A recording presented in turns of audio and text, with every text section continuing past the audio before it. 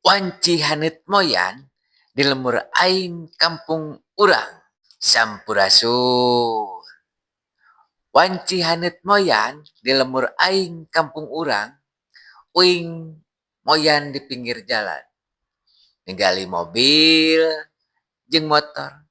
Aya oge nuker jualan keliling. Tah eta tidinya jadi motivasi pikeun urang sadayana. Ningali nu boga mobil, urang jadi hayang ngudag sukses. Ningali nu keur jualan keliling, urang jadi sadar yen usaha teh teu gampang. Jadi tong ukur moyan hungkul bari ngeunah seuri. Tapi kudu aya nu dicokot jadi semangat keur kahirupan. Wilujeng aktivitas mugi sagalana dilancarkeun tina sagala rupina.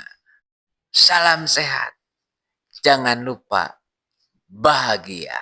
Cak moyan jua.